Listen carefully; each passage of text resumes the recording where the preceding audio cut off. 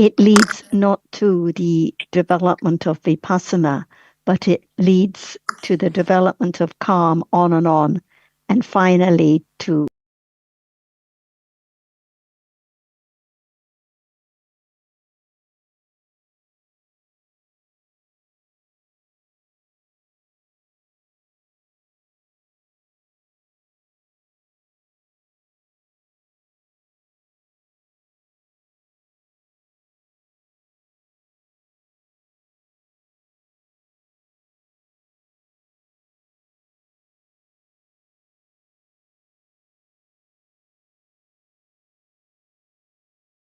at all because what no, so we don't know about it. Yes. So in the beginning, there has to be the understanding of what is calm now. Otherwise, we cannot understand anything about the meaning at all. Yes, because from the recorder, 1,000 years after the Buddha passed away, the Anupatisesa Nipena, no more jhana in the humans world, but only in the Dava's world and the higher. Like now, any jhana cheaters now? No. No, I don't think so. Okay, I just need to check something. Just a minute. What are you trying to say to me? Dream's iPad. Is that Dream at the Dream's iPad? Yes, this is me. I was translating to my father. Oh, I see. You're a different Dream. We have another Dream who joins from time to time. Okay, nice to know this you, is Dream. my first time. Okay, good. Where are you from, Dream? Are you from Thailand also? Yes, I was born in Thailand and now I'm living in Germany. Okay, because the other Dream who joins is also from Thailand. Yeah, oh, nice. Just a minute.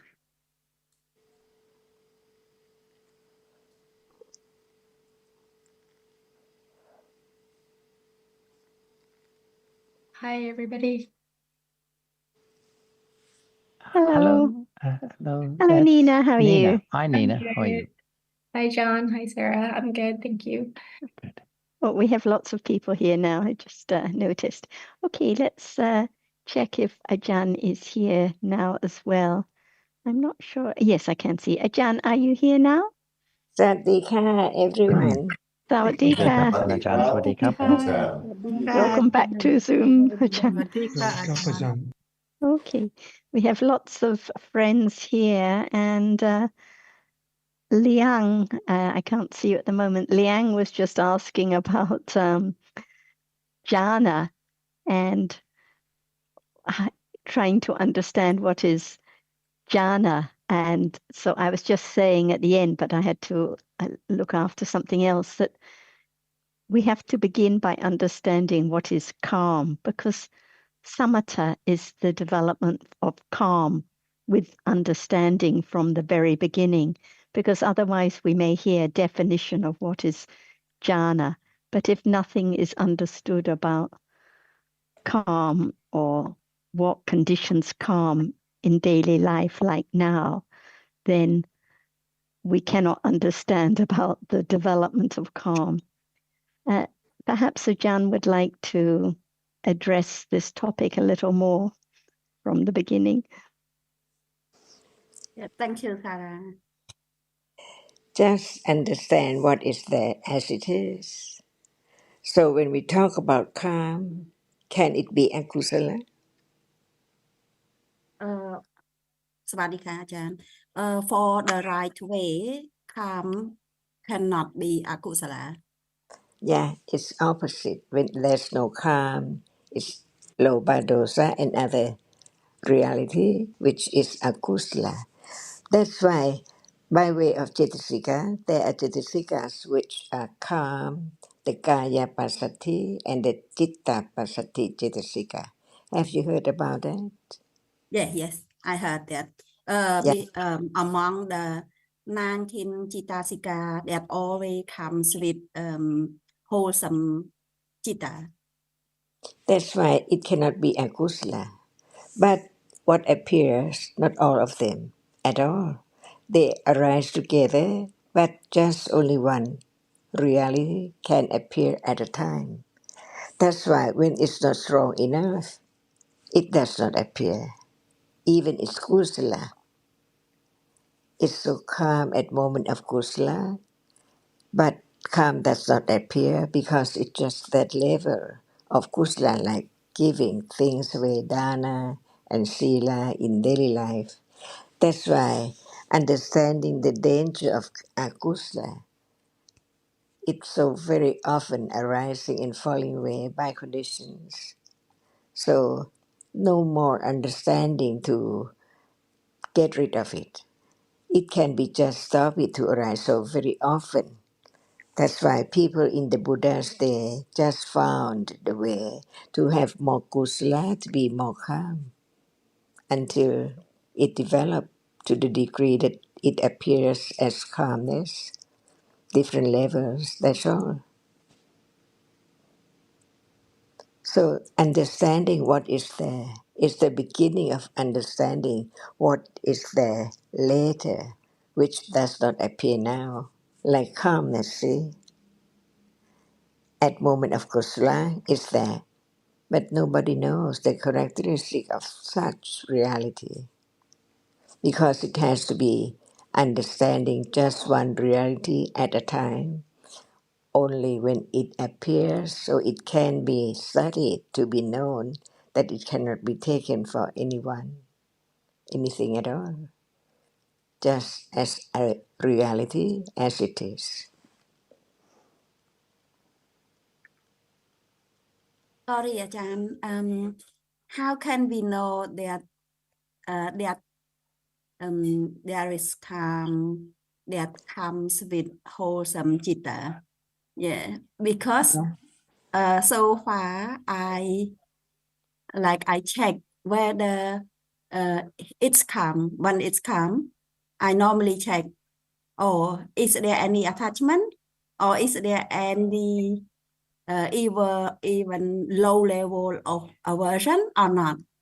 I'm not sure that it's the correct way of like if I want to know that it's wholesome or unwholesome. The I cannot do anything because in truth there is no I. Yeah. But And in the way of speaking. but at that moment when it's I want to know and I try to check whether there's any attachment or any aversion, then no calm at those moments because it's I trying to find out, I wishing to know, looking to see if it's attachment or not. It's not understanding of just what appears now.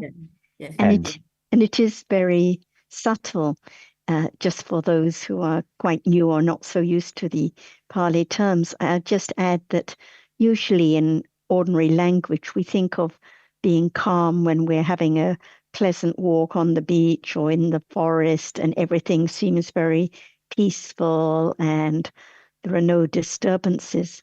But most of what we take for calm is attachment, as you indicated, enjoying life, pleasant feeling, clinging to pleasant feeling. If it's not a moment of kindness or generosity or understanding, then no calm at those moments. Yeah, just thinking about one's pleasant feeling. So and the attachment arises even now, like in a Dhamma discussion, after seeing, after hearing, attachment arises instantly. We may think now we're listening to Dhamma so calm, but the calm is just for a moment, and in between so much attachment, so much ignorance. But as soon as there's trying to catch it, trying to work it out, that's clinging with I again. Yeah.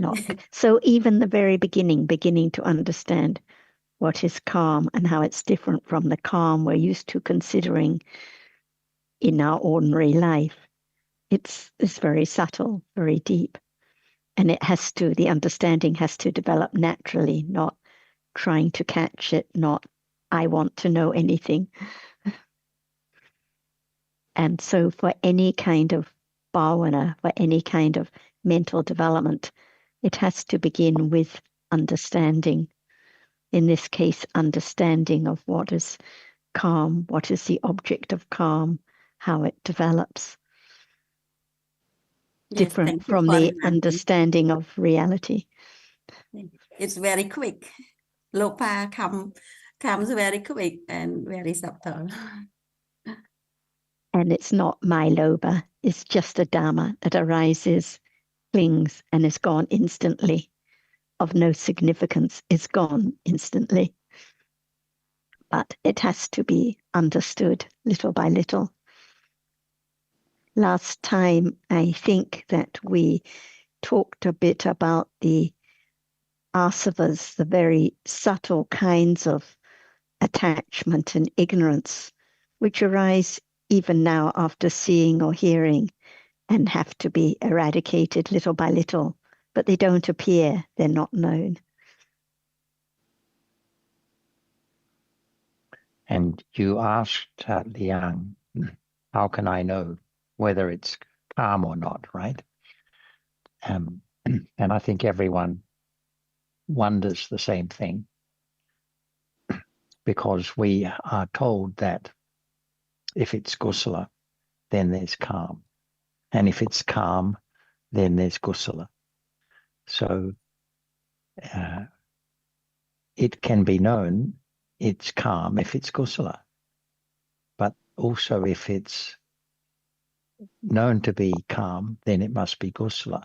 So there's actually no easy answer to that question. But the truth is this, that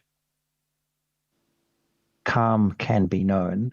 For calm to be known as calm, it requires a level of understanding. So if that level of understanding has been developed, then it can be known. There can be moments of kusala arising in daily life naturally. For example, there can be thoughts of well-being towards another person, or there can be moments of respect or consideration or restraint from unpleasant speech sort of thing. And those moments of kusala are moments when those moments of spontaneous kusala are moments when the calm, the factor of calmness will appear and can be known. But it can't be known just by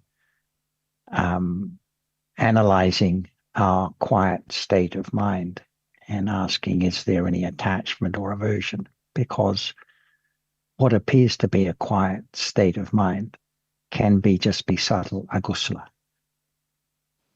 So the development of kusala begins with the the development of kusala begins with the arising of kusala naturally in daily life.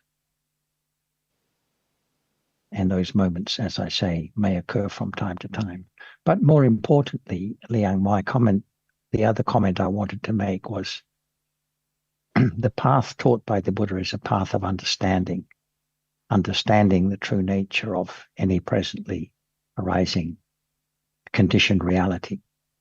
So in that sense, it doesn't matter whether the present moment is calm, kusala, or agitation, akusala, or is a moment of experiencing something, or is a moment of object that is being experienced, such as sound or visible object. Because every conditioned Dhamma is there to be known and understood as it truly is. And this does not require the development of calm first in order for that kind of understanding to arise. So if we keep in mind the difference between the development of samatha on the one hand, which is development of kusala, and calm. And the development of insight, on the other hand, which is the development of understanding of the true nature of any reality now appearing, that's the perspective that we need to keep in mind. Because the development of karma and kusala leading to jhana just leads to more life in samsara and not to enlightenment. Thanks. Yeah, So thank you're yeah, very because go sorry. on. Yeah. I was just going to say your very first question is what is the meaning of jhana? So jhana means the burning of defilements through the development of calm and understanding of the danger of clinging to sense objects. But as Jonathan said, even when it is the development of calm leading all the way to jhana, it doesn't eradicate defilements because only the development of understanding of dhammas, the development of vipassana bhavana, leads to the eradication of the idea of self and the complete eradication of defilement stage by stage. But for both kinds of bhavana, there has to be understanding, right understanding from the very beginning. Carry. Yeah, thank you. Yeah, because sometimes, like for example, at the moment of lopa always some case of lopa like wanting something. Yeah, and when we get that thing as what we want, the state of mind is also a bit calm. that's why sometimes normally check. Yeah, normally when it's calm, have to check. Yeah, this is calm in the conventional sense. This is not the calmness of the mental factor we're talking about. Right. Yeah. This is pleasant feeling, like when everything is comfortable, when the temperature is just right, when everything is, like they say in Thai, sabai, very pleasant. Then it seems so calm. But this is attachment, pleasant feeling with attachment, not calm. Because there's no giving, there's no kindness, there's no understanding, there's no respect for the elders, no dana at all. It's just clinging to one's own pleasant feeling. With pleasant feeling. We call the same sabai. Our language is the same. Oh, okay. All right. Same. Yeah, and for jhana is I think when jhanas happen, it's like the purpose of jhana is become pahana of the five nivarana Dhamma, isn't it? It's the suppression of the hindrances, but not the eradication. Because for the very wise who developed samatha to that degree, they understood the danger of clinging to sense objects. So if there is no experiencing of sense objects, no clinging to those sense objects. But the clinging is not eradicated. It just means at such times no conditions for it to arise because it has been suppressed. And so the jhana is very high degree of kusala, but not the understanding of reality, not the development of the path. And I would like to mention furthermore on this point, because I think there's the general impression that if jhana is developed and it suppresses the hindrances, then that will make it easier for there to be awareness and understanding of realities. But this is not the case, because the awareness and understanding of realities is a separate skill that is developed. So if the person who develops jhana has not also been developing awareness and understanding, then the attainment of jhana has no beneficial effect other than leading to a happy rebirth in the next life. And the development of the two sets of kusala, that is the samatha and the vipassana, are although developing vipassana also develops samatha. The converse is not true. Developing samatha does not assist the development of insight, because there can be when insight is developed, there can be awareness of akusala citta arising, the attachment you are talking about, or the dosa, or whatever, and the person who has confidence in the development of insight, therefore, is not so concerned about whether the present mental state is one of kusala or akusala. Yeah. I think that depends on Upanishad Pachai. Yeah, that take that person can be can get the jhana.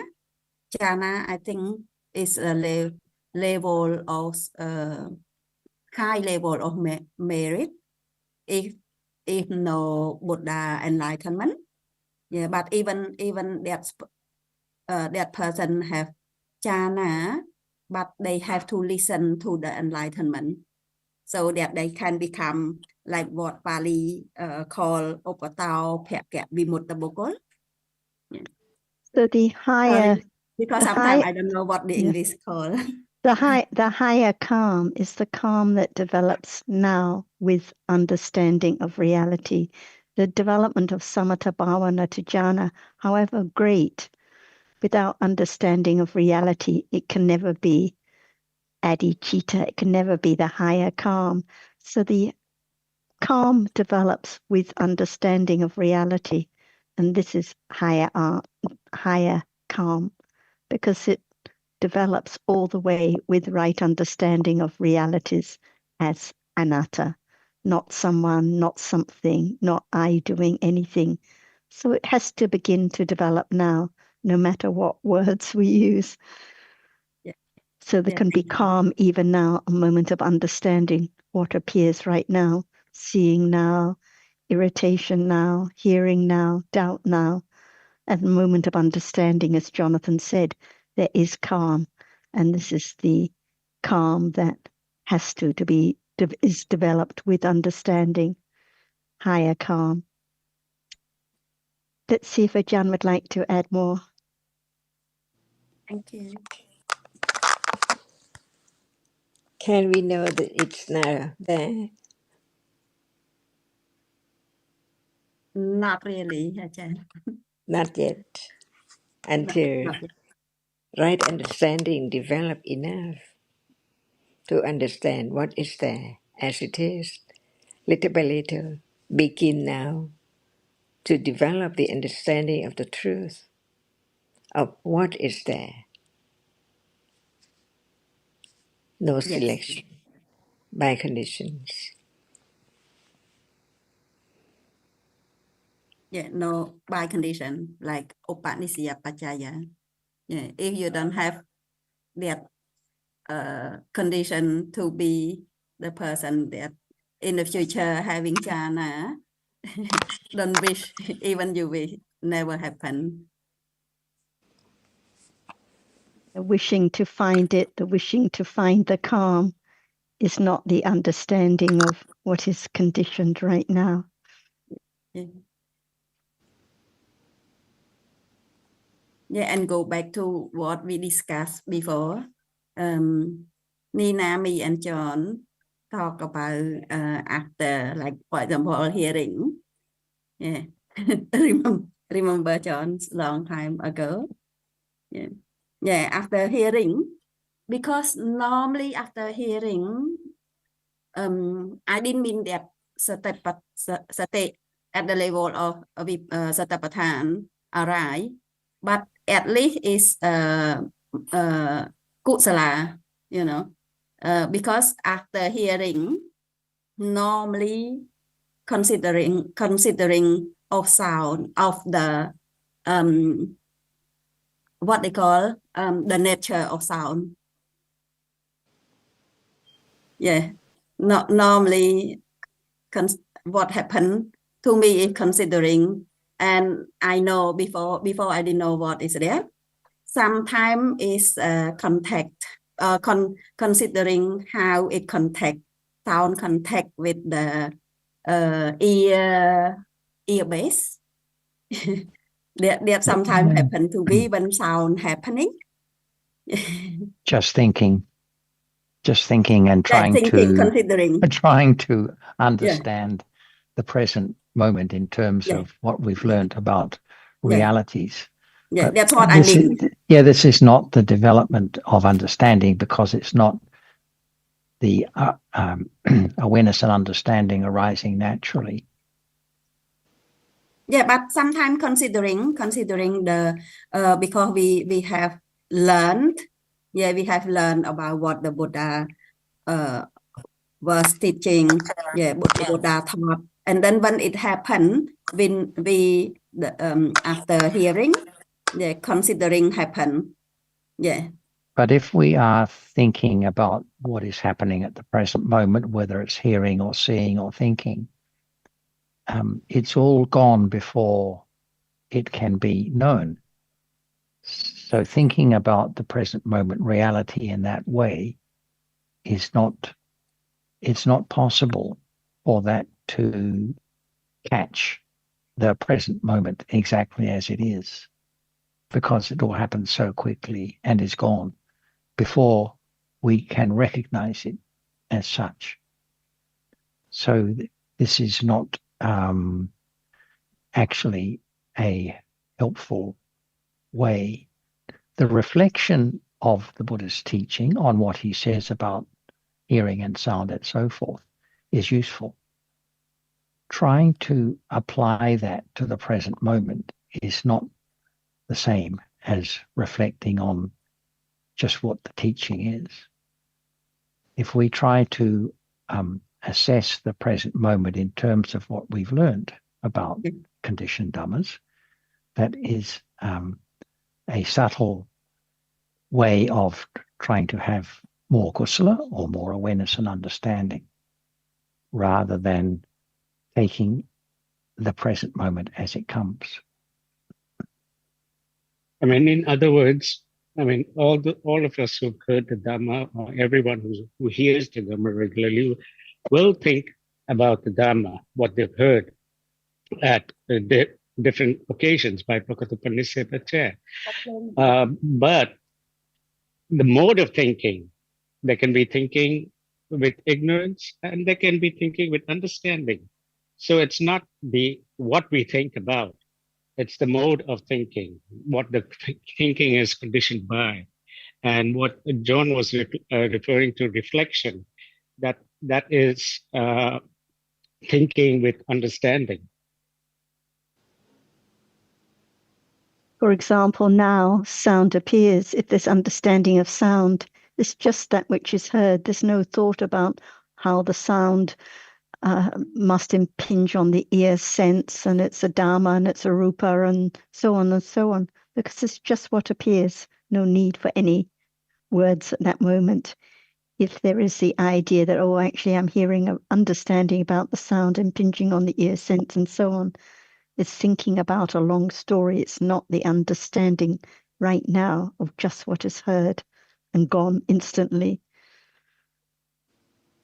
So I think the point that Jonathan Sukin made is a good one. We learn that sound impinges on the ear sense, but if we try to apply that now, try to understand it at the moment of hearing sound, it's following a method, following a practice again, trying to catch the reality.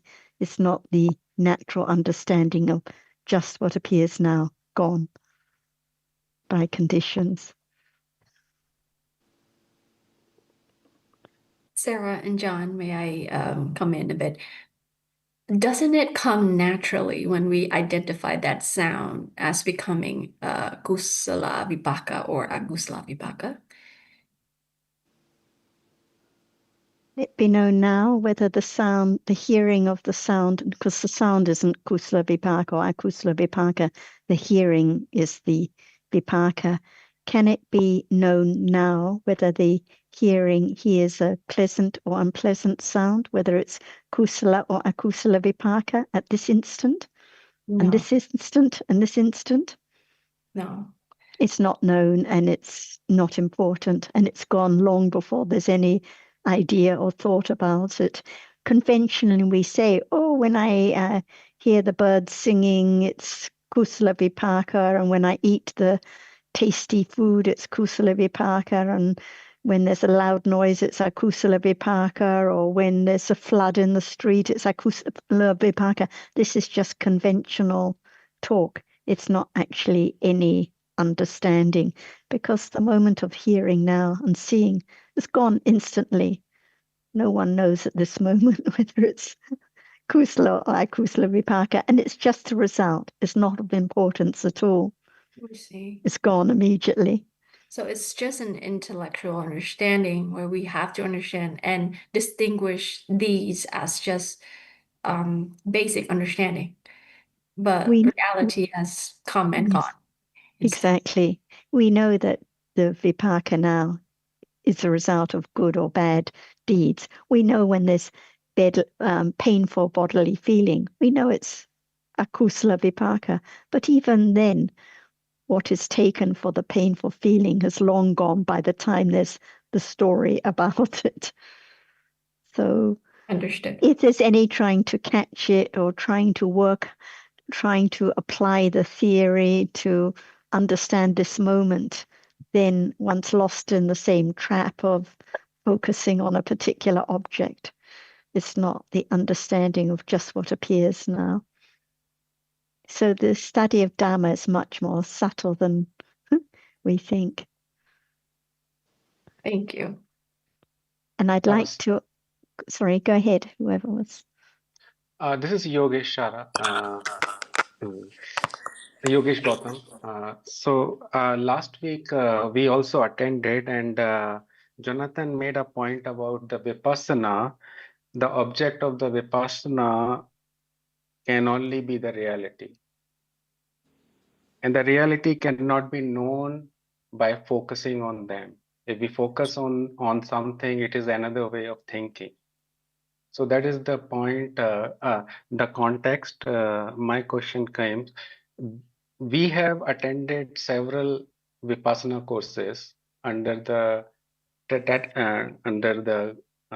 teaching method of Sayagyi Ubakin, and where the technique basically is to start observing the reality by focusing from head to toe. So we start from head and each part of the head, and then and see what kind of reality is appearing on that, and then we slowly move on, go and go to the toes basically. So in terms of reality, the object of the Vipassana there is the Vedana. So basically we focus on what kind of sensation is there at each part of the body when we go from head to toe. Is this the right way? Is this method is also matching what exactly you say, or is it not basically? Is it like a thinking about the reality or something? Please help us understand. Yes, absolutely. It's thinking about, it's first of all, it's trying to see the reality. But realities, as I said previously, can only appear to understanding. So trying to isolate a reality so that it can be seen doesn't make sense, because realities are not apparent and cannot be made apparent by focusing. Otherwise, that would be an easy way to develop understanding. So the understanding has to come first before the reality can be the object of any attention or whatever. And this this is the subtlety of the Buddhist teaching, and I'm sure Ajahn will have some more words to say on this, but the Buddha himself explained that all realities are to be understood, but he didn't say they're to be understood by focusing attention on them. He said that the factors for the understanding of realities is hearing the explanation of the way things are in reality and reflecting on it. And this can be a condition for understanding that has previously been accumulated to arise. And the object, what will be the object of that understanding, awareness and understanding, if and when it arises, is not an object that will be selected by us or chosen by us, and cannot be predicted what will be the object and when it will be, when the awareness and understanding will arise. So if we appreciate that the awareness and understanding is conditioned, just like our reaction now to what is being seen and heard is conditioned. We like this or don't like that, depending on accumulated tendencies. And it's the same with understanding, because it must have been accumulated to some extent in the past. And it's a matter of appreciating the conditioned nature of awareness and understanding, like all other realities. And appreciating the fact that dhammas are very subtle. You just talked about the subtlety of the path, but Dhamma itself is so subtle. Reality is so subtle. And this can be appreciated more and more, even at the intellectual level. And what this Vipassana meditation seems to be quite the opposite of that. It's like the path is not subtle, and the Dhamma itself is easy to know. It's like it's talking about two opposite things. Sorry, I want to come again. There is actually one important point I missed when I was summarizing my understanding of the Vipassana. So when we start observing the Vedana or the reality, the important part that is to observe with the equanimity, with the upekha, means there should not be any kind of a reaction. If there is a pleasant feeling of, if we come across a pleasant feeling in any part of the body, or there should not be any kind of reaction to the unpleasant or the neutral feeling. So whatever reality we observe, it is without any kind of reaction, with the total equanimity. Actually, we can appreciate that that's quite impossible, for there to be no reaction. Because whether it's a reaction that we can recognize or not, that's how the mind works. That's how life is in samsara. For any sensed or experience, there will be a reaction. And it may be subtle and not apparent, but the idea that there is no reacting to anything that does not take account of the way consciousness arises instantly, and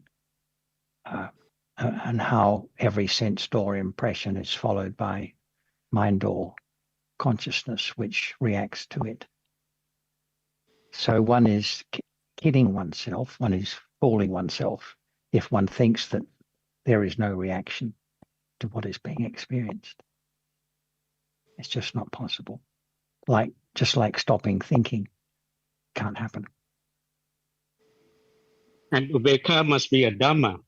So do we know what Ubeka is? Do we have any understanding of Ubeka is? Or are we just thinking about something we've heard and believe that we understand it? Upekha is my understanding is observing the reality as it is. Whatever reality is getting arises, whatever Vedana is there at that point of time, and at this moment, just as it is. Just now you just said about Upekha that it's not reacting. Now you're saying it's observing.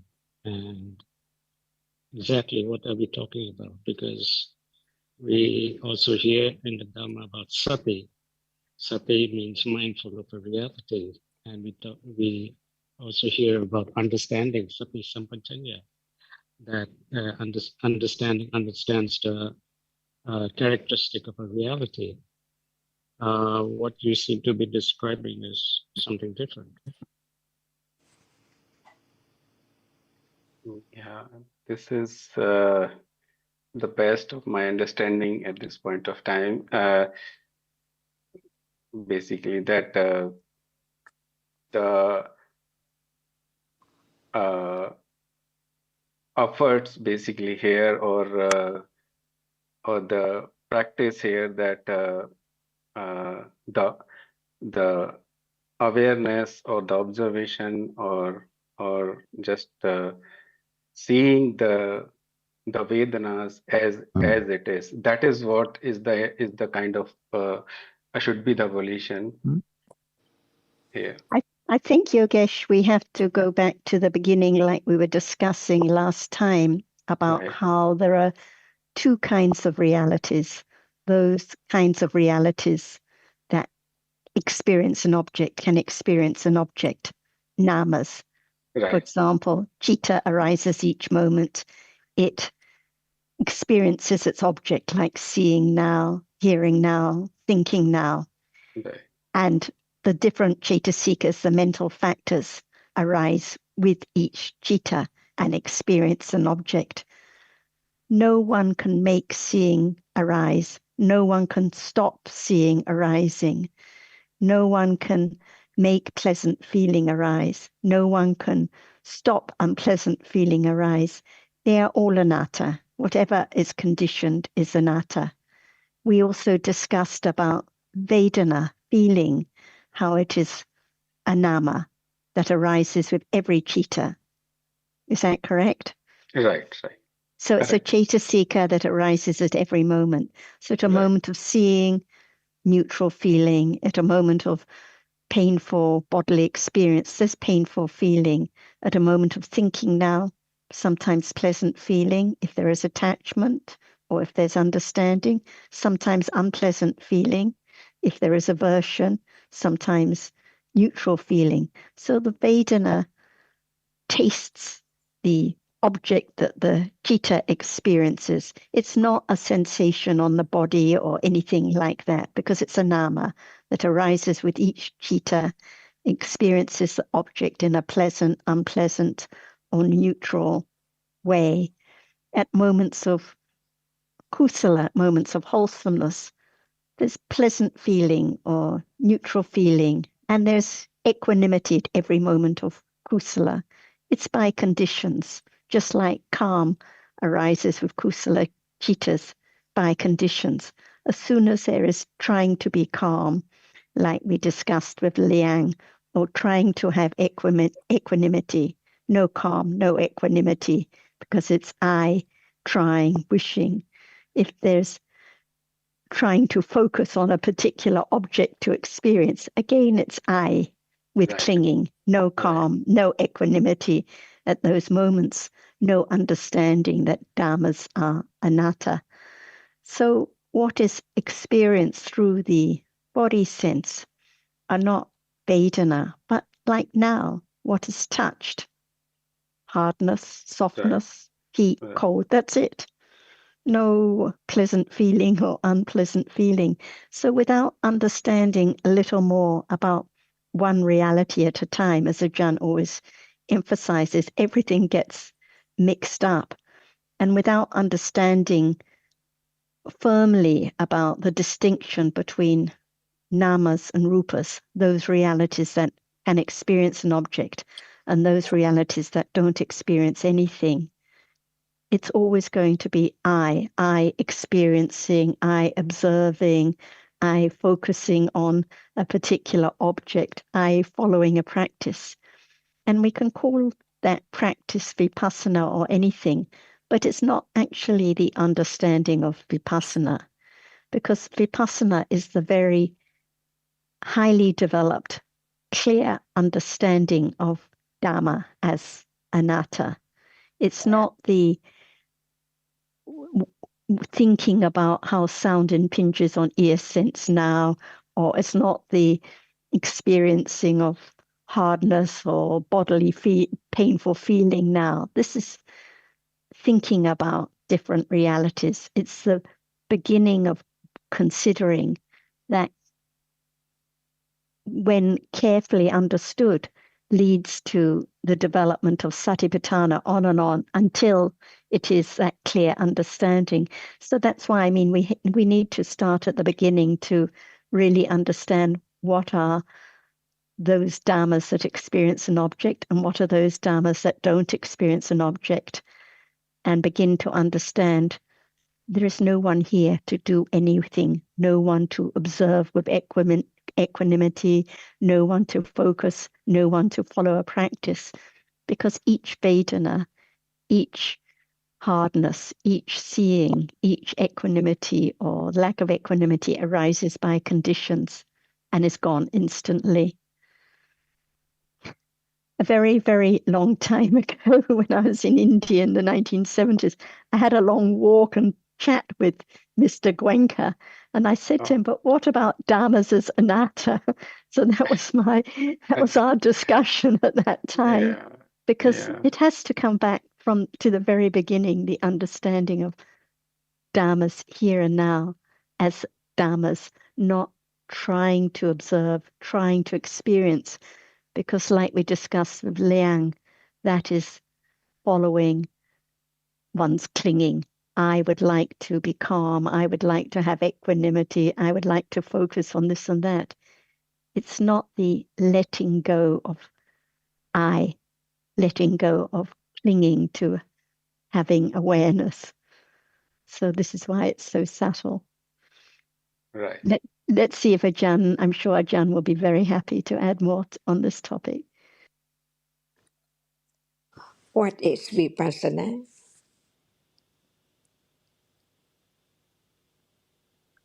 Question for you, Yogesh. Okay.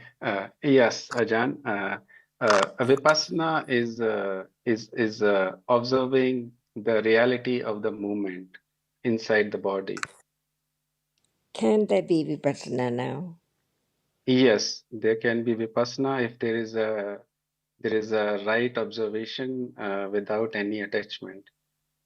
Is vipassana the understanding, clear understanding of that which is appearing? Right, Vipassana. Ajahn. So how come to understand it little by little until it's so clear, no doubt about the truth of that object? Yes, Ajahn, correct. So how to begin to develop it to the degree that it arises and experience so clear the depth, the very subtle reality, one by one, right now. Is there I any see. way? Start with the understanding of the reality which mind can understand at this point, at this moment, like a sound. What are the characteristic of the sound or Vedana, or which can be observed like lightness in the body, or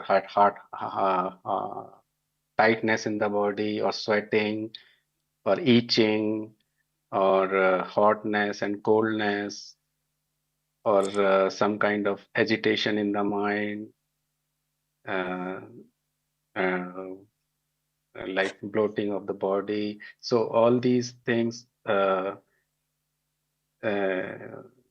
noticing all this thing, observing all those things as it is. Uh, So what which are is there now? Experience the object with right understanding. right now hardness where I'm sitting. Excuse me, when there is the understanding of a reality, what is there together? Arising together, experience the same object by way of different functions because they have different function arising together at moment of experiencing an object. Because just right understanding cannot perform any other function. It just understands the object as it is. But how come to be the moment of very clearly experience the truth of that object with other reality arising together? Right, Because Ajahn. there must be other reality arising together to condition the moment of understanding the object so clear. And that's why we heard the word about other reality, like sati, right? Right. Right, So Ajahn. what without sati, can there be a moment of experience that object clearly? Not at all, not at all. And if there's no understanding of sati at all, how can there be that very moment? Impossible. Is that right? Right, Ajahn. So learn about every reality which is different by way of kusala or akusala and what degree of understanding to let go the idea of self. Otherwise, it's always I. Intend to do this and that, to concentrate, to be aware. But what is awareness? What is the reality which is aware? See? That's why we learn little by little to understand realities as no one and nothing at all is conditioned to arise and falls away at different moments by different conditions. For example, can there be the clear understanding of what is there right now? Just one object at a time.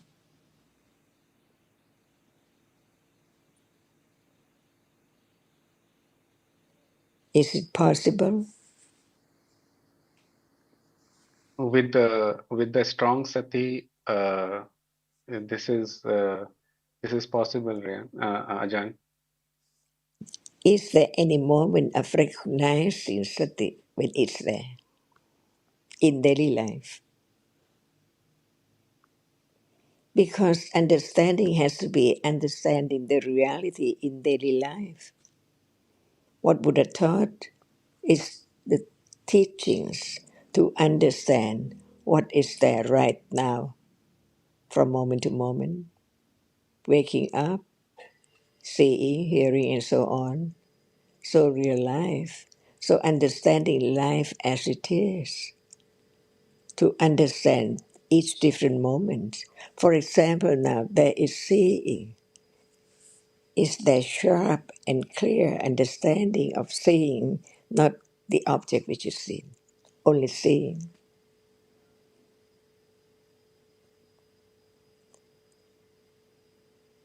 And understanding the moment when it's so sharp and keen and clear, experiencing, understanding, experiencing that which appears.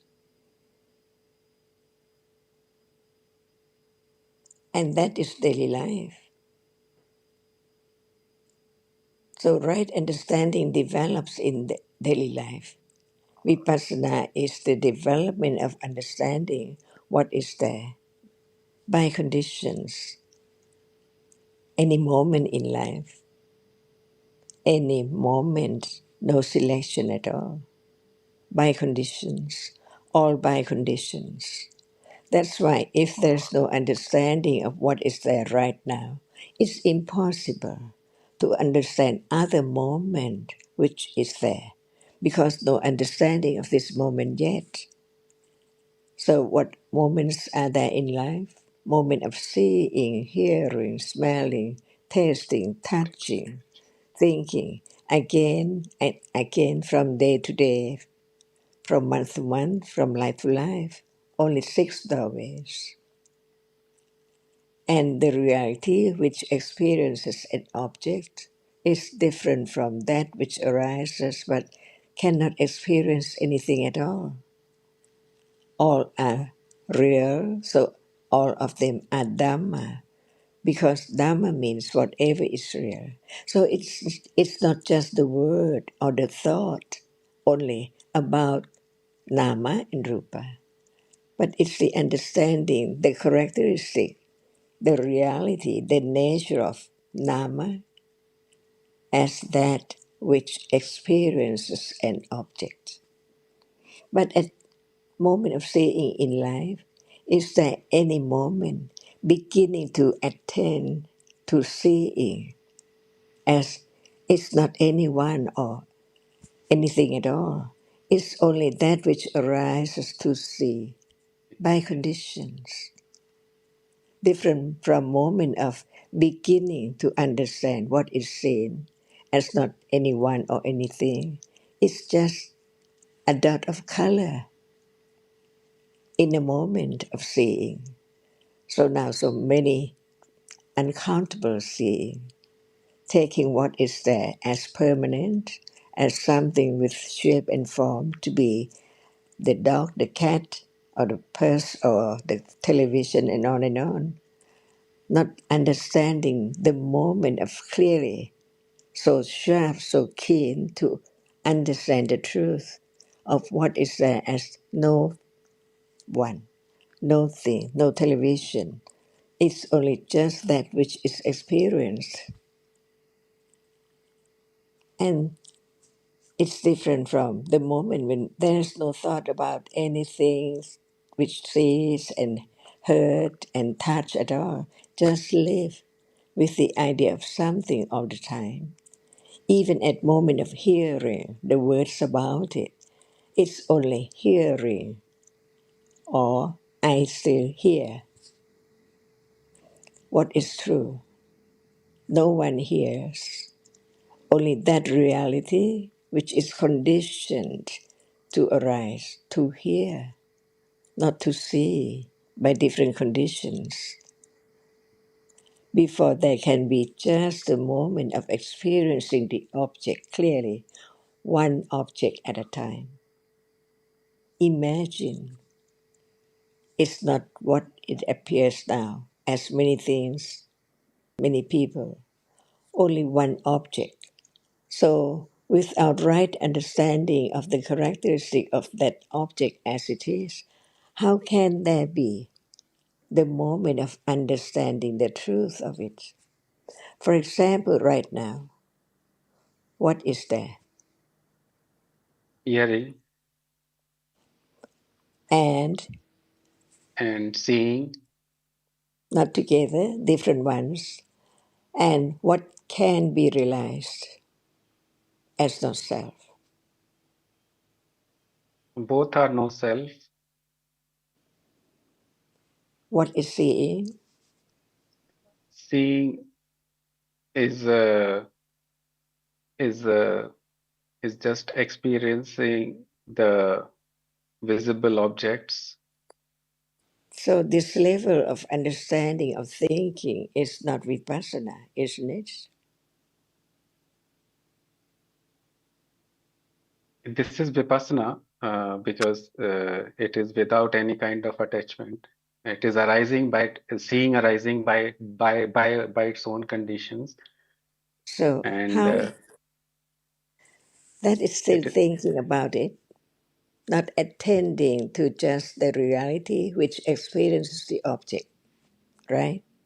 At that moment, it's not the word, not thinking about it, but the attention attention. to the nature which sees. See, so deep. It's simple to say, seeing sees, hearing hears, but hearing is not I, and hearing cannot arise without conditions for its arising. And who knows when will seeing or hearing arise beyond expectation, each moment by condition unknown before it has arisen. And what is vipassana? No beginning, no development of understanding, or it understand from the very beginning to understand the to understand the difference between seeing and that which is seen. Otherwise, there can never be vipassana, understanding clearly of just one object at a time, and the understanding is no one. For example, we can talk about sati.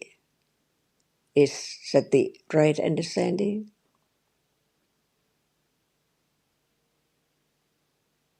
Yes, yes, Ajahn. Is sati right understanding?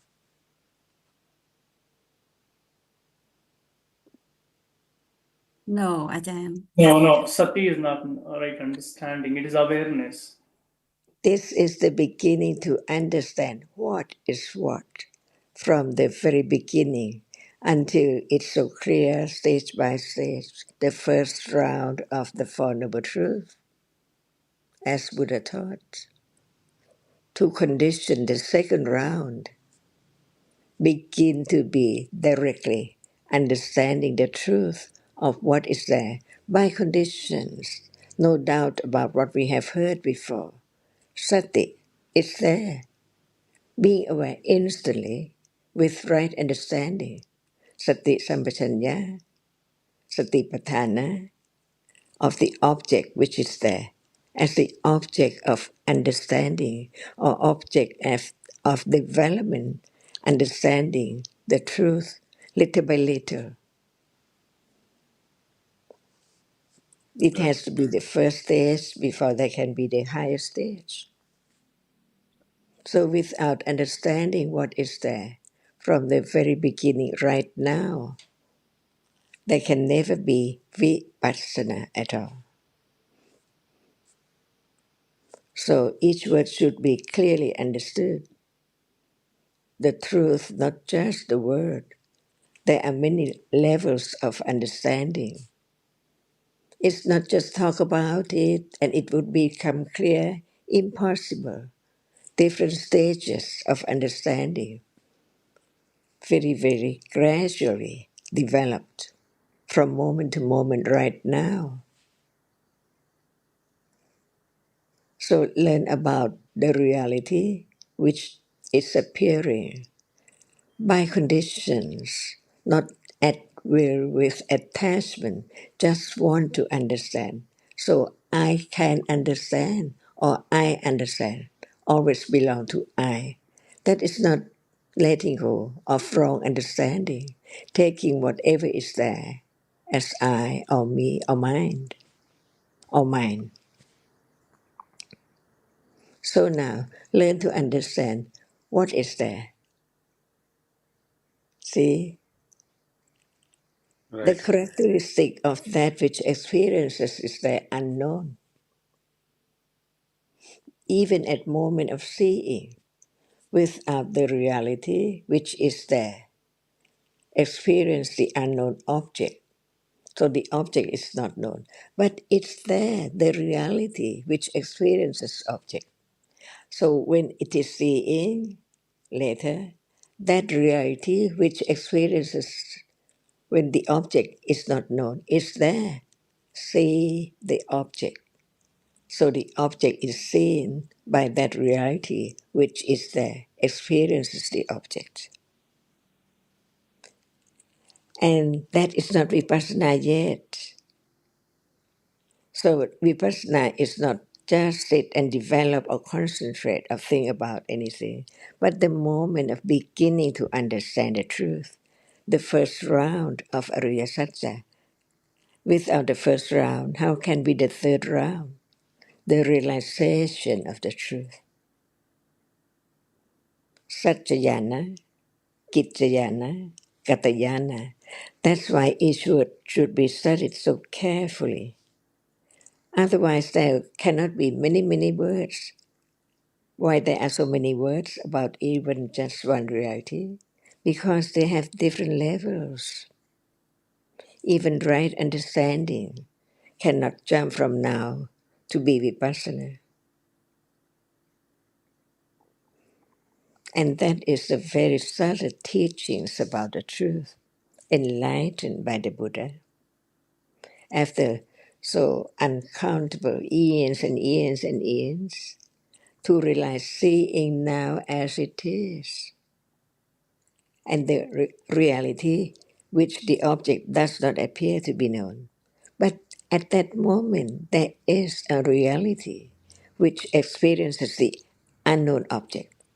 So it can be known about its nature, its their experiences and objects.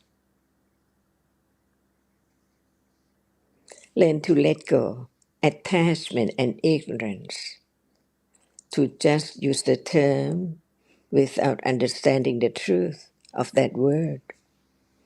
There are many degrees of panya, many degrees of sati, satipatthana, satindriya, satipala, and so on. Different degree. So without understanding little by little, how can there be the moment of enlightenment? Enlightened to the truth of now seeing is not permanent. Because at moment of hearing, there is no seeing. So be truthful to the truth. Satya parami. Gradually, until it's so firm, adidana parami, with patience, confidence, virya, and so on, or adamas, but without understanding each one as it is. It's I all the time because it's experiences an object and no one there. So it's I see, I hear, but in truth, seeing is gone, hearing gone. Each moment cannot say, cannot last at all. Each moment is so very tiny, very rapidly arising and falling away. So now just close one's eyes. Nothing is there seen instantly. And when the eyes opened, all are there instantly. How come? To be truthful to the truth. Just one moment of experience, one object. Just one dot. Cannot be a dog, a cat, a pen, a pencil. So many dots. Condition, shape, and form to be taken for what is what and what. Just what in mind, but the truth is not there. It's not there from head to toe. Only what is there when it appears at moment of touching. The idea of my head, my toe gone, because it's not there, it's just hardness when it's touched. Only when it's there appearing. Imagine what arises far away unknown. So what can be studied, what can be realized has to be that which is now appearing. So even the word vipassana is not just the first round of Ariya Satya. It has to be the third round, understanding clearly about what is there. Not to that degree yet, but to begin to understand the very subtle truth. How many moments of seeing right now, in between, not seeing, no seeing, and then hearing, and then on and on and on, all covered up by ignorance. So the word of the meaning of Buddha, the awakened one, enlightened the truth of what is there. So clear. So what he taught in 45 years, each word is so very deep. But it's there to be known, to be studied, There must be the reality which experiences the object. Otherwise, there cannot be anything appearing at all. At all. But at moment of hearing, see, sound is there. At moment of thinking, concept is there. At moment of touching, only hardness is there. The truth is the ultimate truth. No matter it use the term in Pali, in English, in Thai, or any language, it cannot be changed because each word represents the ultimate truth. Before vipassana, it has to be understanding the nature of what is there right now, little by little. Sorry, Achan. Can I clarify something? Yeah, can we say that the second round, Padepati, with the Panya, can we say that is a low level of Vipassana? I was And just going. yeah. I was just going to elaborate a little more on the 3 rounds because I think that there's maybe Yes. misunderstandings. So the Buddha talked about the 3 rounds in the very first sutta, the Dhammacakkappavattana Sutta. So the first round, Satya Jnana, understanding of the truth, refers to the firm pariyatti understanding, the firm intellectual understanding about the 4 noble truths. For example, the first noble truth, whatever arises and falls away now, whatever reality is conditioned, seeing now, hearing now, the realities we're talking about, each one is dukkha, unsatisfactory. Even understanding now arises and falls away, so it's dukkha. So in the deepest sense, whatever is conditioned is dukkha because it's impermanent and it's gone. So even beginning to understand firmly about the nature of the 4 noble truths, beginning with the first noble truth, is deep. It's subtle. Usually people just think dukkha is whatever is unpleasant. But when the Buddha talked about the 4 noble truths, he's referring to whatever is conditioned, whatever arises and falls away, and so on.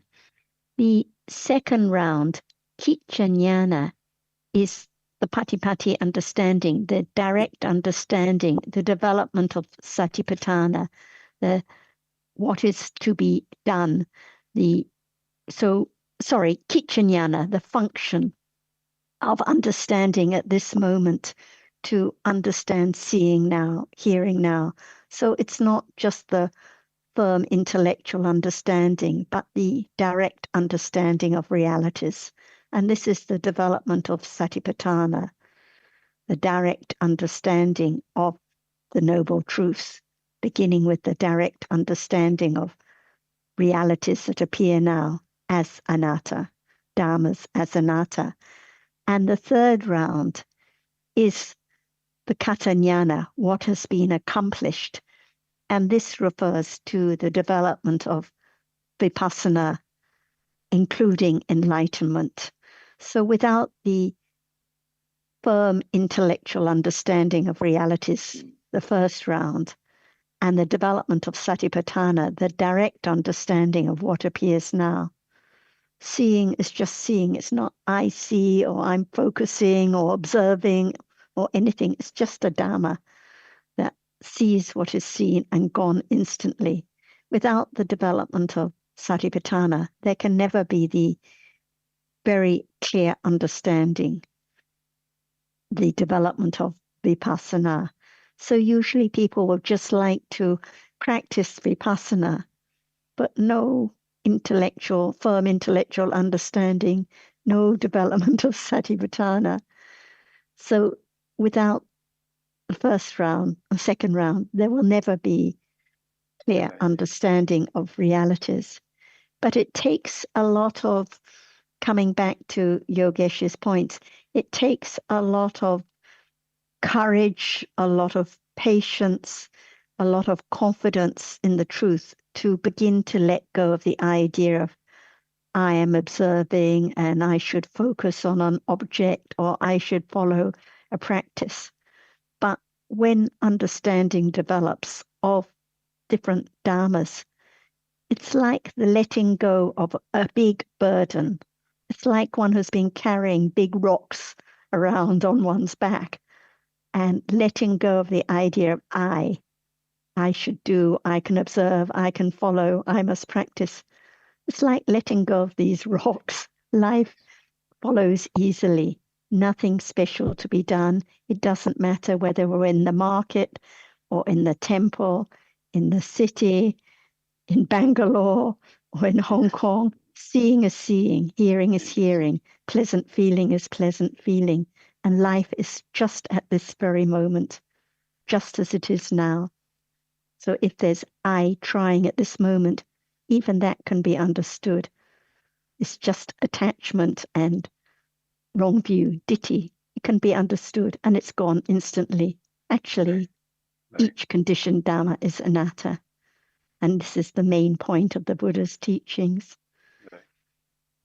I'd also like to ask Prakash if he has any comments too, because he also joined in this discussion last time. Thank you, Sarah. Yeah, whether you are in whatever the location or whatever the work we are doing, seeing is seeing, hearing is hearing. Following that, we have been taught to practice morning and evening sitting 1 hour morning, evening 1 hour, or whenever we get time, sit in a comfortable place, do the anapanasati, then as Yogesh mentioned, do the Vedananapassana most of the time. So what is your what is actually, is it really required in that case? Because what I'm trying to understanding the reality as much as possible each moment, not just morning and evening sitting and closing our eyes and practicing. That's the question I have. And I say as a general comment, the Buddha did not teach the setting aside of a special time for practice. He just taught the need for there to be the understanding of the true nature of whatever reality may be appearing at the present moment. One of the consequences of having a practice such as you mention of an hour set aside morning and evening is that it implies that for the rest of the day there cannot be any useful reflection. But that's not the case, because if we appreciate the significance of understanding realities, then the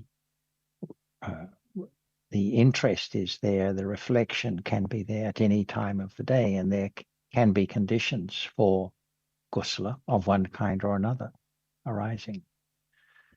So the problem with the idea of a practice is that immediately there's the wish to have more kusala in one's as a mental state, and that wish itself is akusala. So those moments of practice are founded upon a misconception of what are the conditions for the arising of kusala and awareness and understanding. And because the Buddha also explained that one's wish for these things is not a relevant consideration. It's the appreciating the importance of developing kusala and particularly awareness and understanding. It's appreciating the significance. It's appreciating the distinction between moments with awareness and without awareness, not the wish to have more understanding or have more kusala that is going to condition the arising of those moments. And as I said, the Buddha did not teach the setting aside of a special time for practice. And I would just add, listen more, consider more about dhammas now as anatta, and naturally there will be less and less interest in focusing on an object or following a particular practice like anapanasati or focusing on sensations, for example, because there'll be more and more confidence that truth is at this very moment, no matter where, when, in what posture, anytime, any place, whilst watching television, whilst going to the market, doing your work, listening to the Zoom discussion. So listen more, understand more about dhammas as anatta, and it will take care of itself. As you said in the beginning of your comments, Prakash, and it's very true. Sure. Seeing is seeing whatever the situation. Yeah. Hearing is hearing, whatever the situation. The characteristic of that moment of seeing or hearing is the same. Same. Yeah. So what is the need for there to be setting aside of a special time or place or posture? I think different people maybe at the different level of Dhamma journey. When I seeing something, I may not be in sati or I may not be in upeka. Maybe when you sit aside and reflect and do Dhamma Vijaya, it is easy to understand, okay, where really one went wrong. Of course, I'm bringing the concept here and individual here. I'm speaking at the very, very beginner and the layman language. When sit and understand someone, okay, I would have done this, I would not have done this, okay, my samavacha was not good, or my wrong understanding was there. So that keeps someone calms down. Okay, now let me start my next day. I think we can agree that when there is a practice and focusing on specific chosen object, there is certainly the impression that things are being known that aren't known normally.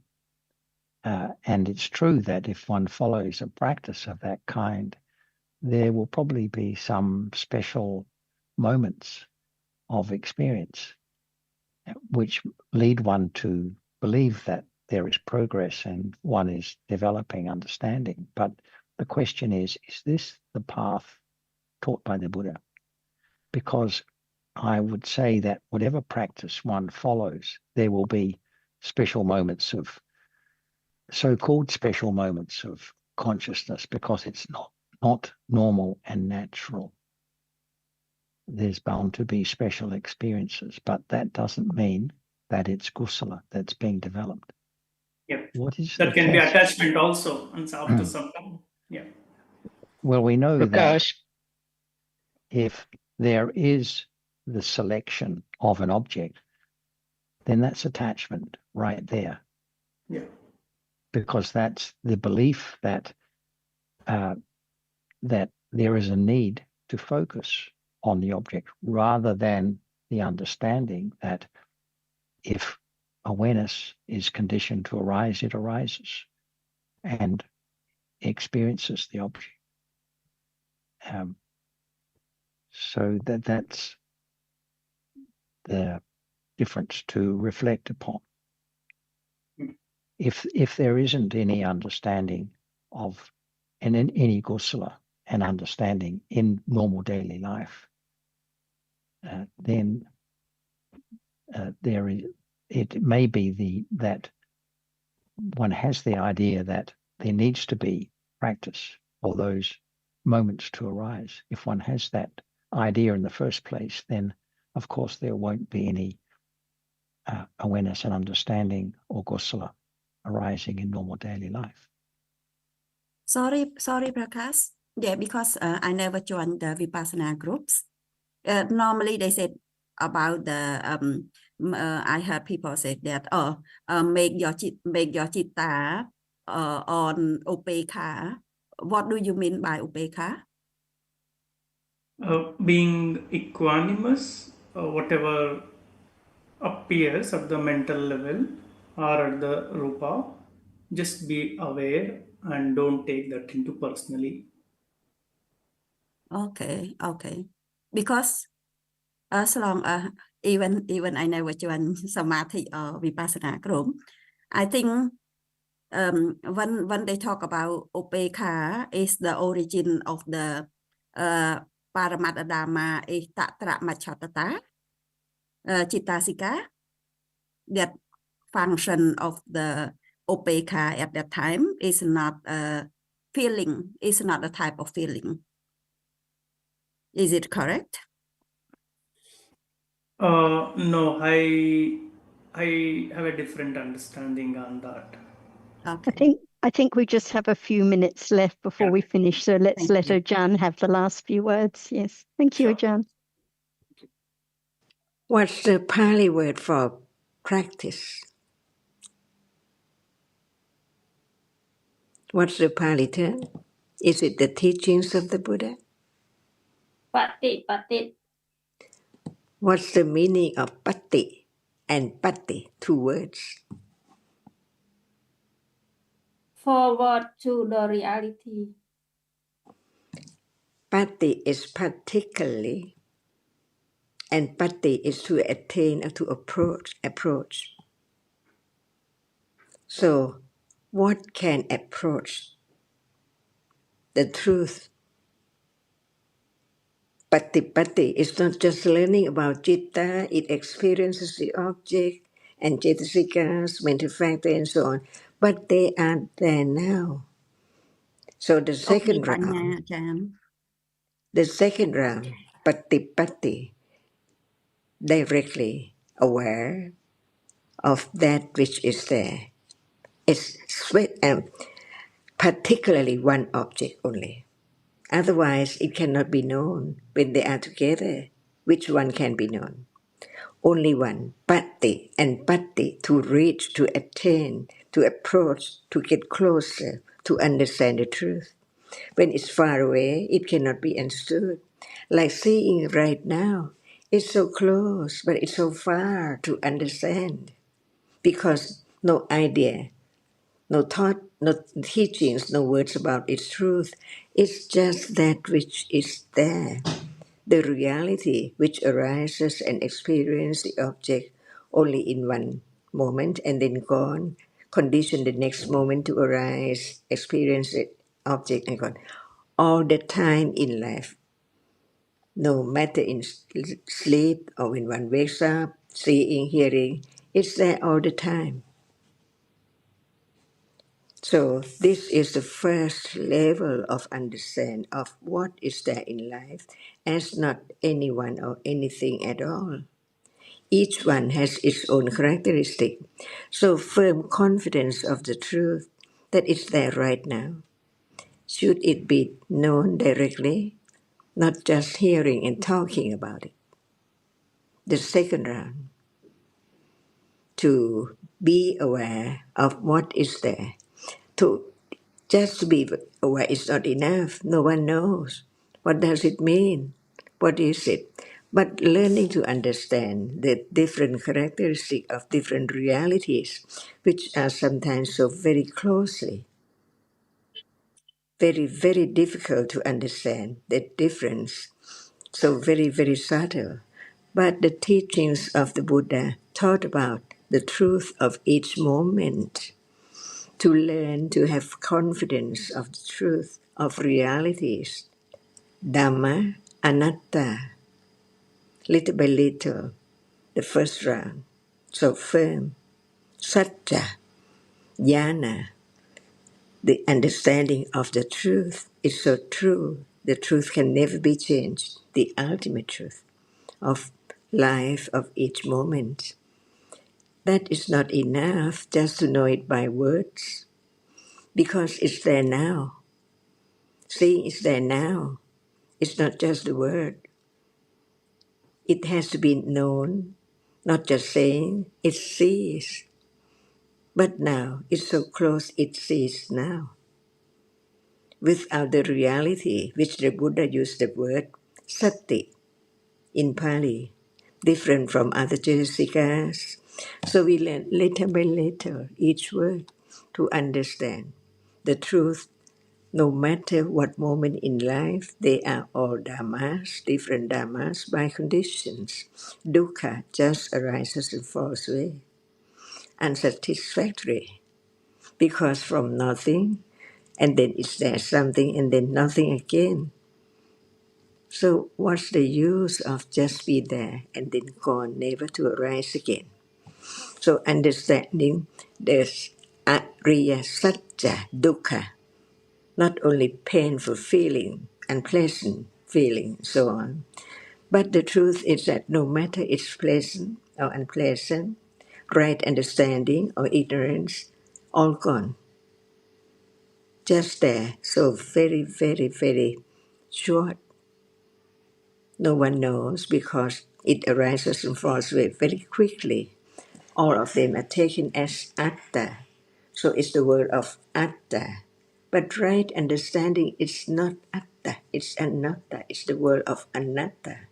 Until the word of anatta is there now, known by the development of understanding stage by stage, bhavana, patipati, directly, understanding, only one. Imagine the moment of only hardness and that which is there, experience hardness. No, nothing is there at all. The world gone. So it's clear understanding. I think that today we have no more time. สวัสดีค่ะ สวัสดีค่ะ